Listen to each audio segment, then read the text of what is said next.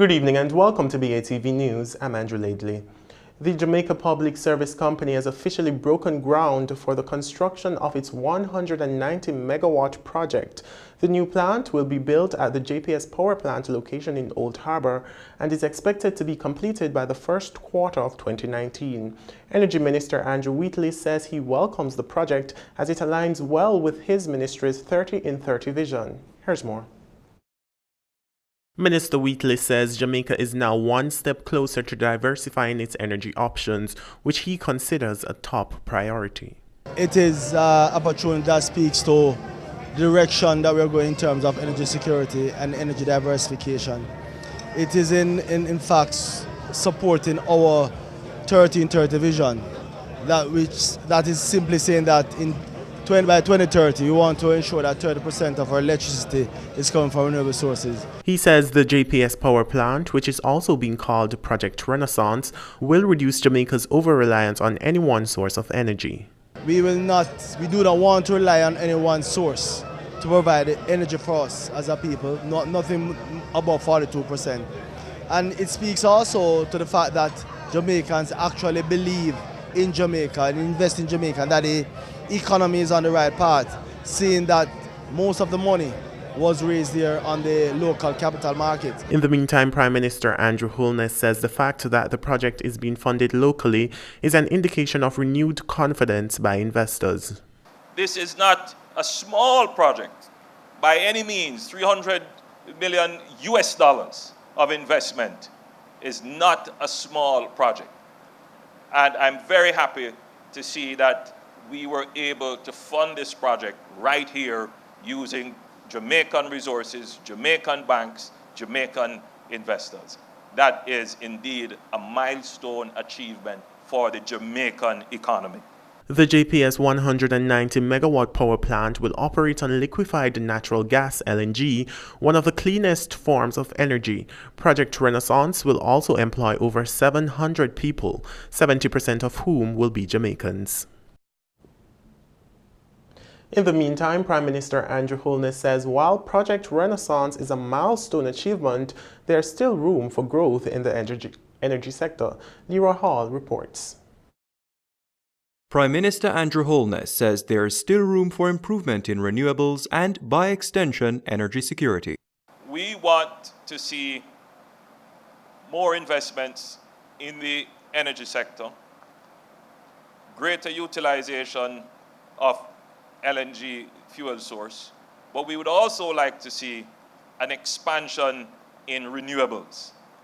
And whilst you were speaking, Minister, Kelly whispered to me and she said, yes, we want to see that too, but we have to conquer the problem of storage. But advancing the discussion on energy will not be easy. Prime Minister Holness says any decision will have to include initiatives to protect the environment at all cost. We want our energy sector to be supportive of our environment. Jamaica, as an island, we have a fragile environment. And our economy depends on our environment, particularly as it relates to tourism and agriculture. And therefore, the energy choices that we make must support our environment. But for our economy to grow, we have to be not just energy sufficient, but energy efficient. Meanwhile, Prime Minister Holness admitted that Project Renaissance wouldn't be a success without the work which was done by the previous administration.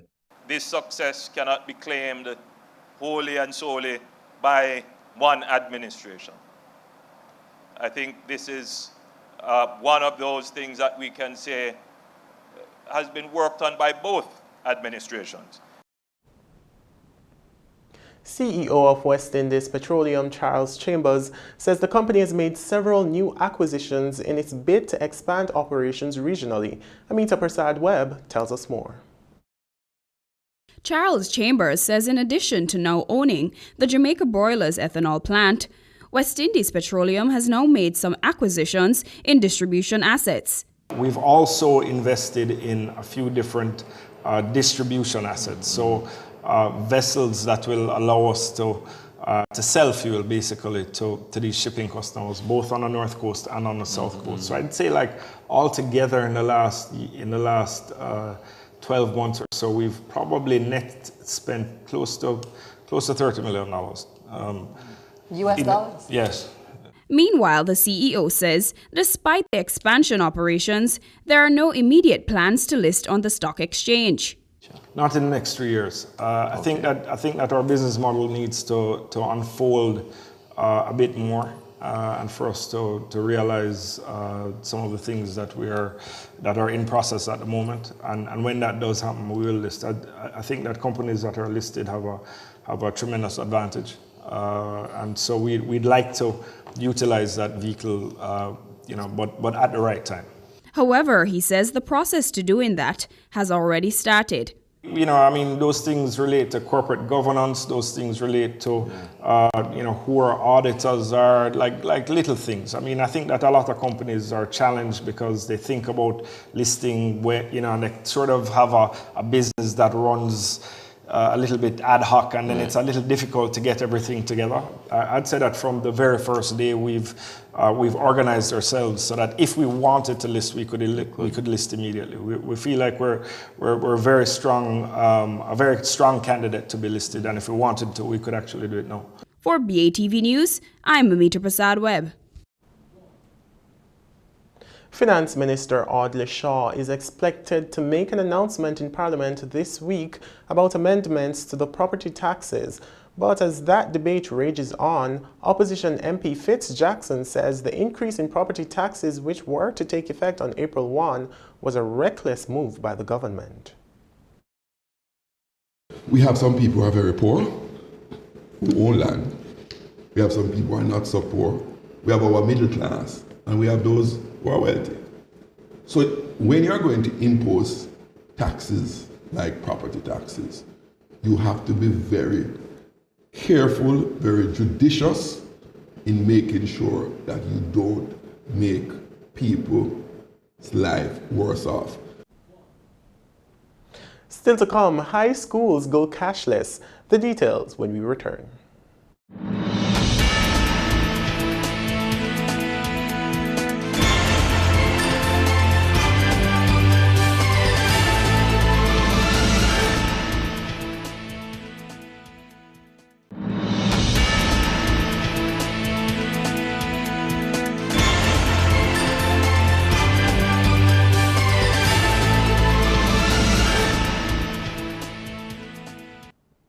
Welcome back. Alliance Payment Services Limited today launched the high school and preparatory school leg of the Cashless Schools initiative.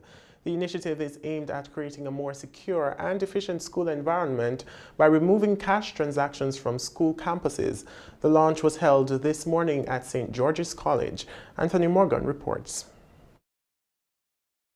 The launch of the cashless transaction system follows the successful implementation of the tertiary leg of the program at the Maca University College in 2016.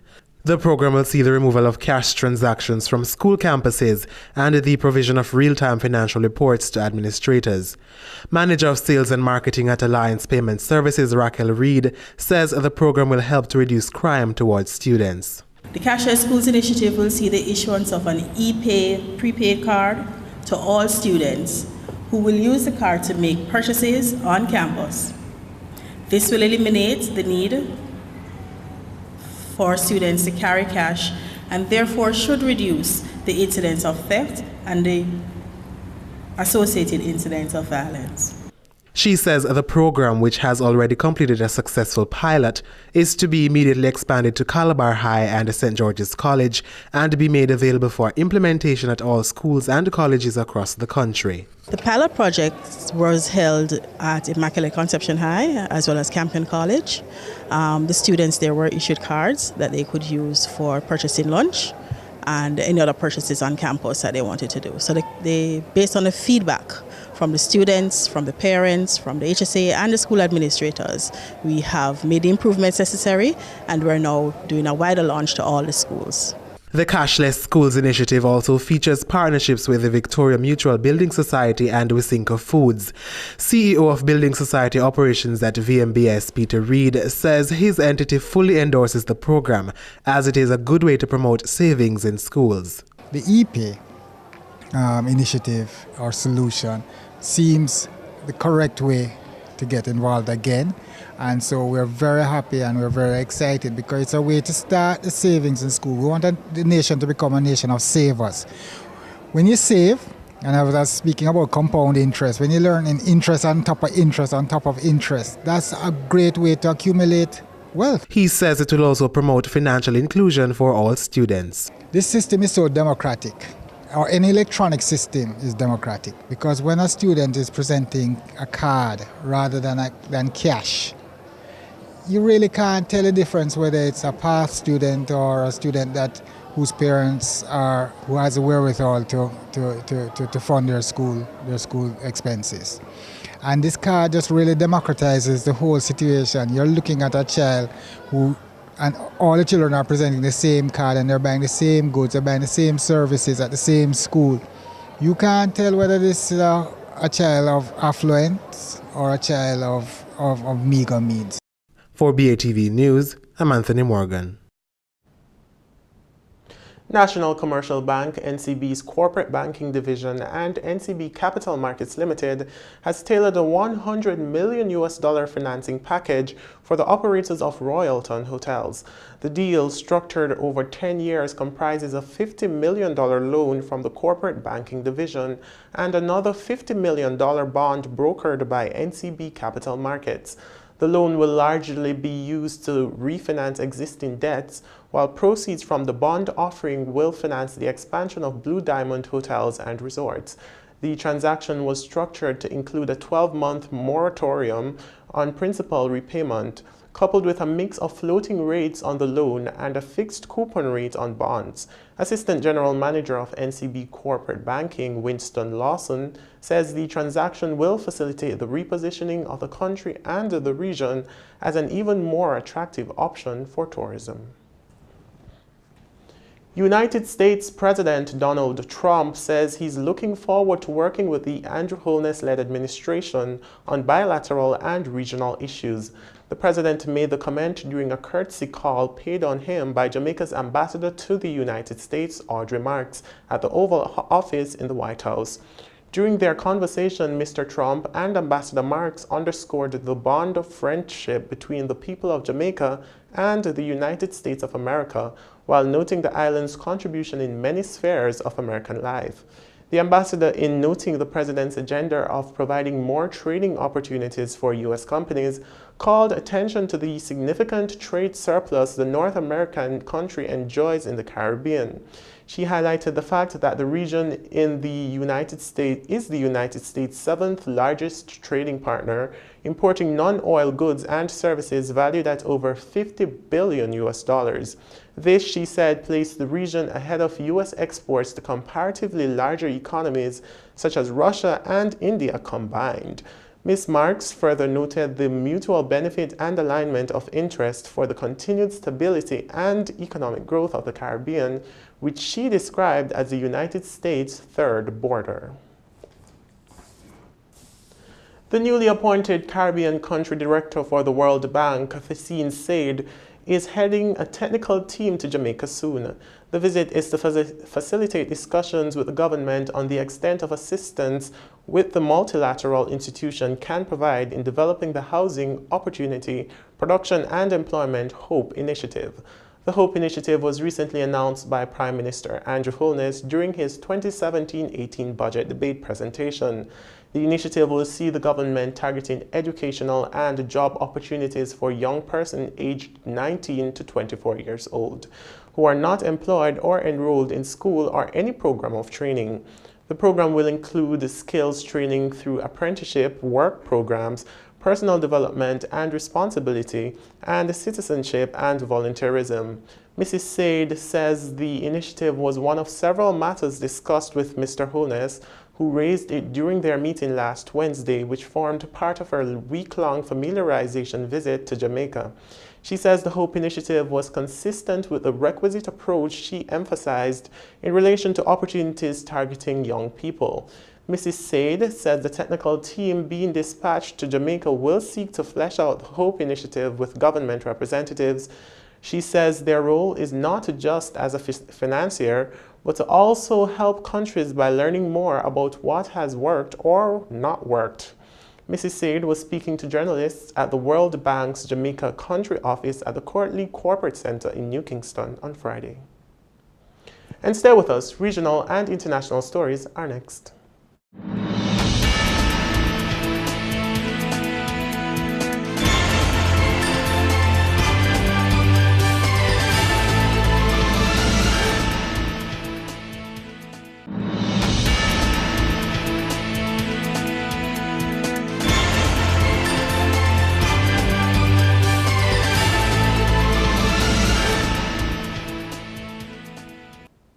Welcome back. It's time for regional and international news. Venezuelan security forces in riot gear clashed with anti-government protesters over the weekend as the protest movement against President Nicolas Maduro intensified. Conway Gittins reports. Violence breaking out in the streets of Caracas, Venezuela as anti-government demonstrators clashed with police Saturday.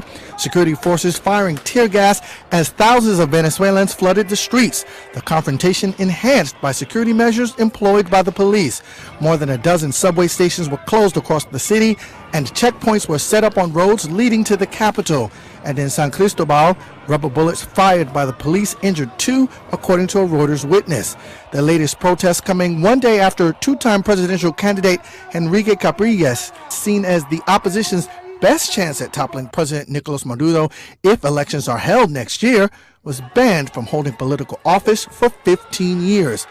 Capriles seems undeterred. Esa inhabilitación nunca va a surtir efecto. That disqualification will never come into effect. All this is to demoralize, to take away the hope of the people, to prevent me from being a candidate and to be president. But this is not a candidacy. It is about Venezuela, and we are going to fight for change in our country. Maduro, whose popularity has plunged as Venezuelans suffer from hyperinflation and the lack of food and medicine, has only seemed to galvanize a fractured opposition that sees him as a dictator. Saturday's demonstration is the first sign protesters are uniting in a way not seen since 2014. The indigenous people of the Western Amazon have been harvesting jungle crops since before the first Europeans arrived, long before Ecuador became a country. They know their crops but have rarely received a fair price for them. But now they're asserting themselves. Al Jazeera's Daniel Squemler reports from eastern Ecuador. Cayari was founded in 2003 to process a product that local people harvested but didn't fully benefit from. The cacao farmers were poorly educated and easy to exploit. Not anymore. Now receiving a better price for a crop that goes into making a high-quality chocolate, containing up to 85% cacao, which is sold around the world. Gonzalo Tanguila, one of more than 800 members of the Farmers Association here, has been producing cacao for 20 years. Speaking to us through a translator in his native Quechua, he said getting a fair price for his harvest allows him to invest in his plantation and in his family. The cooperative ensures youngsters are trained in administration, finance and technology, giving them an incentive not to desert the jungle for the cities, to stay and help keep their language and culture alive. Nati Cayapa is the Cacao Growers Association's first female president. When we founded Cayari, we weren't very well organized and the buyers took advantage of us. They paid us very little, which the Quechua community thought was normal. When we saw that representatives in Guayaquil were selling at very high prices, we realized we were in a fight for the survival of indigenous people, that we have our rights and that our economic status is important. Ingredients for the many flavors that go into the chocolate bars, such as vanilla, banana, ginger, orange and cinnamon, are cultivated alongside the cacao to create a rich mix of nutrients that feed the delicate jungle soil. It's making inroads into the quality end of the world chocolate market, but it's very much a product of the Ecuadorian jungle, cultivated by the indigenous community that knows it best, which is ensuring that it benefits from the sweet taste of success. Kayari is run by and mostly represents Quechua-speaking indigenous people. Maintaining quality at every stage of the process is vital to thrive in a competitive market. Now we'll determine the percentage of fermentation, the percentage of mold, and the percentage of semi-fermentation, all of which determines the quality before it's exported. Exported to delight the palates of chocolate connoisseurs around the world. But farmers here now have control of the bitter cacao bean that makes that chocolate, and with it, their own destinies. Daniel Schweimler, Al Jazeera, Tena, Eastern Ecuador. Canada's government is aiming to pass legislation that will legalize the recreational use of marijuana. According to a bill tabled in Parliament, cannabis use will no longer be a crime as of July 1, 2018. The bill has gained public support, but some are questioning who will reap the benefits of such a move. Al Jazeera's Daniel Lack reports from Toronto. Medical marijuana can be used in Canada now, but a doctor's prescription is required. At this shop, hundreds of customers a week buy cannabis products from staff who advise them on their particular needs. Legal, recreational marijuana will require a different approach. Someone that's coming in with an ailment, we can kind of navigate them through which certain strains are going to give them peace of mind or relief for their certain ailment. Someone recreationally, they don't care. They generally, recreationally, they'll have a preference, but there's really no medicinal aspect that they're looking to gain from it. They just want the flower. Admitting that he'd smoked pot himself in the past, Justin Trudeau promised to legalize the drug when he became Prime Minister in 2015. Existing medical marijuana growers, all with government licenses, have expanded operations, getting ready for what some in the media are calling a green rush. Somewhere between $7 and $10 billion annually is spent in the black market. So we'll disrupt that quite a bit, but we'll also disrupt alcohol sales. And so there's a number of kind of residual benefits. Supporters argue that benefits include taxing legal marijuana, potentially a lot of public revenue. Like alcohol, there'll be age restrictions on use. Others say the large companies that will control growth and distribution of legal marijuana will have too much influence over government regulation. Whether you can look at alcohol, tobacco, pharmaceutical, government tends to seem to be a lot more friendly to industry interests than public health. Despite the legalization of marijuana in 15 months' time, police across Canada continue to arrest and charge people for possession.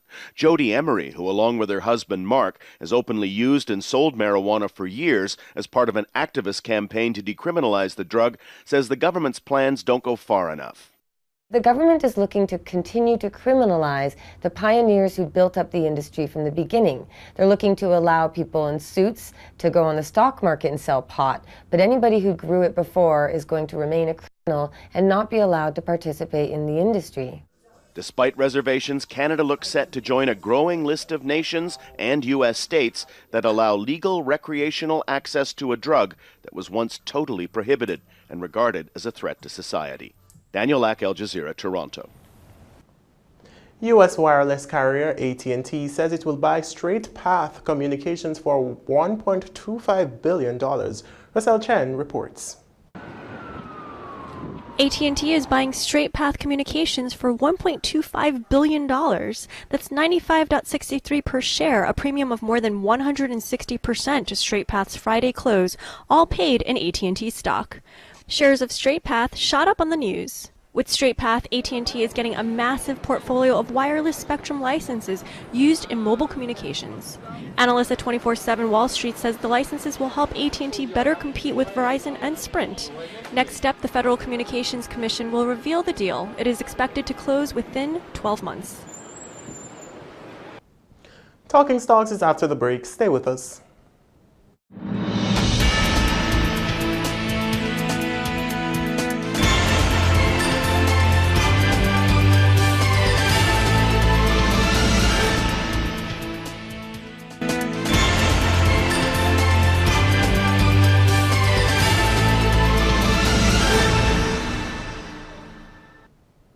Welcome back. It's time now for Talking Stocks.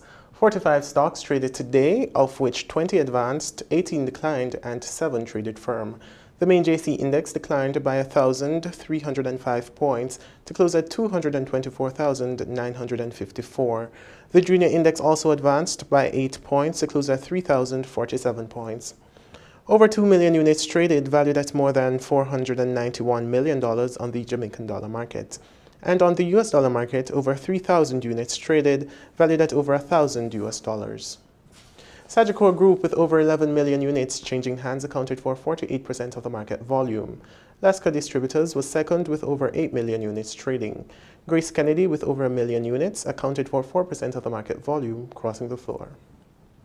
Jamaica Stock Exchange was the top advancer, up 75 cents to close at $7.95, followed by T-Tech, up 50 cents to close at $7.50, and AMG Packaging and Paper Company, up 23 cents to close at $5.80. The main decliners were KLE Group, losing 33 cents to close at $3.17, followed by Separate Group, down $3.66 to close at $36.04, and Grace Kennedy down $3.46 to close at $41.05. And that's the news for this evening, but before we go, a recap of our top story.